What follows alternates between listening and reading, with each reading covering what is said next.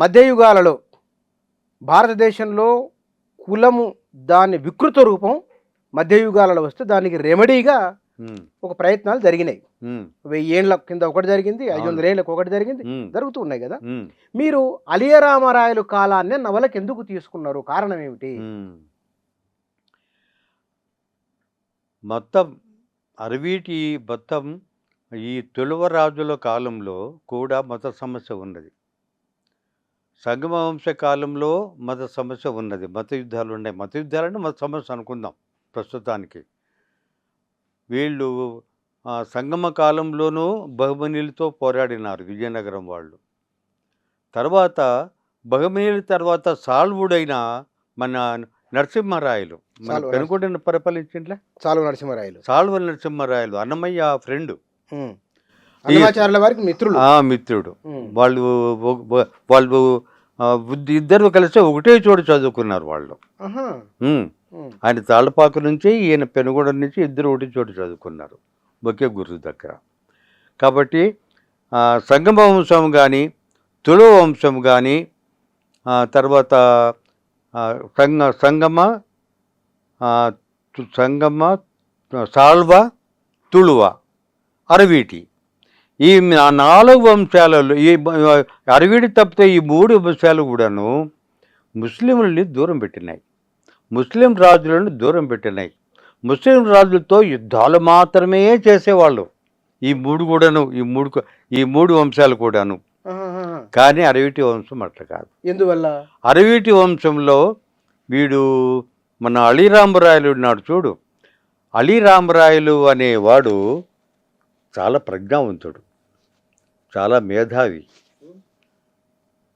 చాలా వీరుడు, చాలా కర్కశవంతుడు కూడా. వాళ్ళ పుట్టుకే ఒక వీరజాతి. వాళ్ళది కర్నూలు మూలస్థానం, కందవోలు అనేవాళ్ళప్పుడు.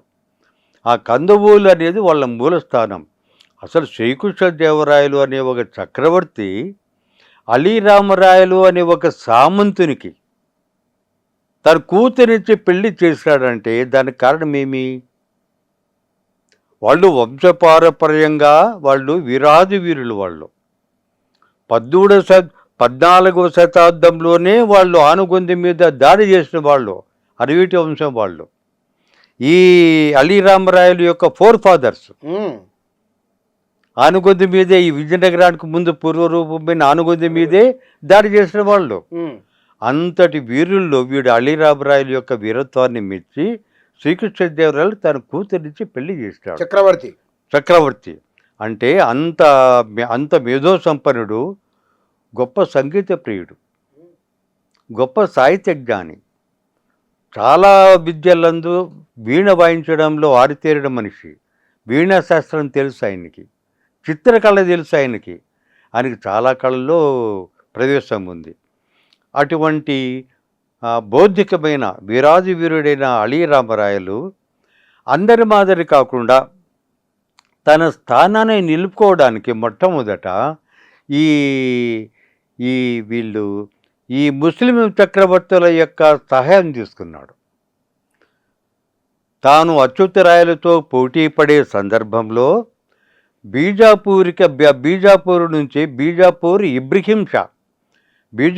ఇబ్రహీం షాని తనకు సహాయంగా తెచ్చుకున్నాడు. అంతేకాకుండా బీజాపూరు ఇబ్రహీం యొక్క వాళ్ళ అన్న ఉన్నాడు.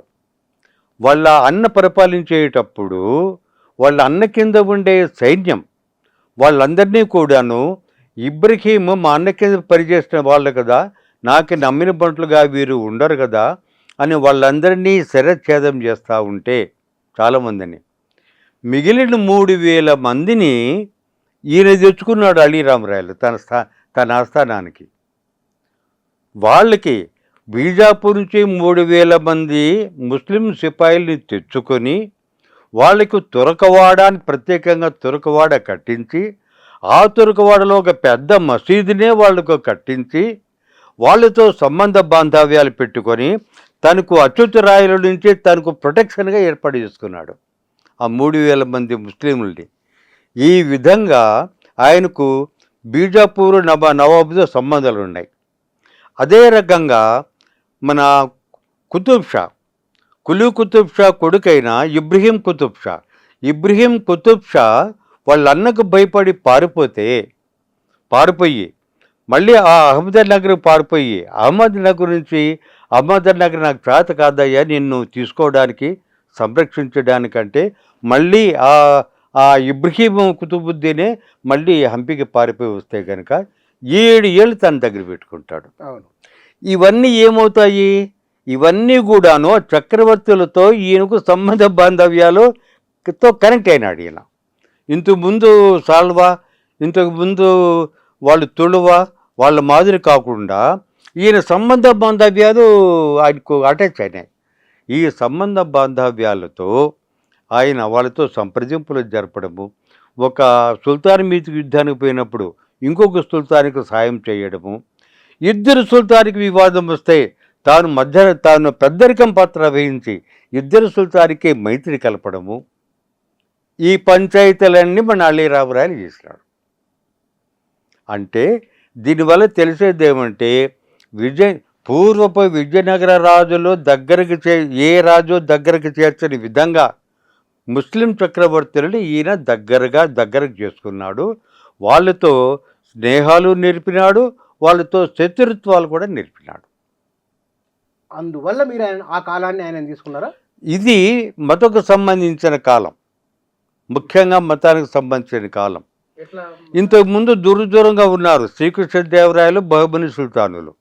ఇంతకుముందు దూరంగా ఉన్నారు సాల్వ నరసింహరాయలు, ముస్లిం చక్రవర్తులు. ఇప్పుడు అట్లా కాదు కదా, వాళ్ళకి సంబంధ బాంధవ్యాలు ఏర్పడినాయి కదా. సంబంధ బాంధవ్యాలు ఏర్పడినప్పుడు ఎప్పుడైనా సరే ఒక నాయిస్ క్రియేట్ అవుతుంది. వానికి వాడి వీడిగానే ఉన్నప్పుడు నాయిస్ క్రియేట్ కాదు, శబ్దం క్రియేట్ కాదు. ఇద్దరితో కూడాను సంబంధ బాంధవ్యాలు ఏర్పడినప్పుడు ఒక నాయిస్ క్రియేట్ అవుతుంది. ఆ నాయిసే మతం. ఆ విధంగా అలీ రామరాయల కాలంలో మతము ప్రధాన పాత్ర పోషించింది. ఒక సుల్తాను వచ్చి ఒక హిందూ రాజ్యంలో షెల్టర్ తీసుకోవడము, ఒక సుల్తాన్ వచ్చి ఒక అలీ రామరాయల వంటి ఒక హిందూ రాజుని అయ్యా నాకు సహాయం చెయ్యమని అడగడము, ఇవన్నీ కూడా సంభవించడం వల్ల పోను ఏదైనా పరిణామం చెందుతుంది కదా. ఈ సంబంధాలు కూడా పోను మతం వైపు పరిణామం చెందినాయి. ముస్లింలలో ఒక ఆలోచన వచ్చింది. ఏ ఆలోచన అంటే, ఎందుకు మనం అంతా కూడాను అలీ రామరాయలు వెంట పడుతున్నాం? మనం ఇద్దరు పోట్లాడుకుంటే మన ఇద్దరిలో ఒకడు అలీ రామరాయల దగ్గరికి ఎందుకు పరిగెత్తిపోతాడు?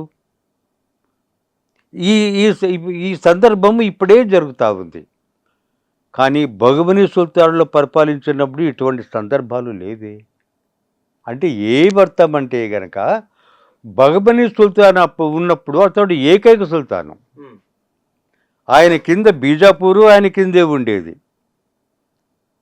తర్వాత ఈ హైదరాబాద్కు ముందు గోల్కొండ బీజాపూర్ ఆయన కిందే ఉండేది, గోల్కొండ ఆయన కిందే ఉండేది. తర్వాత అహ్మద్ నగర్ ఆయన కిందే ఉండేది. తర్వాత బెల్గాం ఆయన కిందే ఉండేది. ఇవన్నీ ఆయన కింద ఉండేటివి. ఇప్పుడు ఏం జరిగింది? ఆ రాజ్యాలన్నీ కూడా బీదరు. ఈ 5 రాజ్యాలు కూడాను, ఈ 5 రాజ్యాలు కలిసి ఉన్నప్పుడు బహుమని సుల్తాను విజయనగర రాజుకి పోటీ తగిలే ఏకైక వీరుడు బహుమని సుల్తాన్. ఈ బహుమని సుల్తాన్ తర్వాత బహుమని సుల్తాన్ బదులుగా 5 మంది పాదశాలు ఇచ్చినప్పుడు 5 రాజ్యాలుగా విడిపోయి వీళ్ళు బలహీనులు లేనారు. కాబట్టి మనం బలహీనులు లేనాము, ఇంకొంచెం మనం ఐకమత్యంగా ఉందాం, అందరూ కలిసి మన అలీ రామరాయలతో పోరాడుదాం అనే చింతన ఏర్పడటానికి ఈ కారణాలన్నీ దారి తీస్తాయి.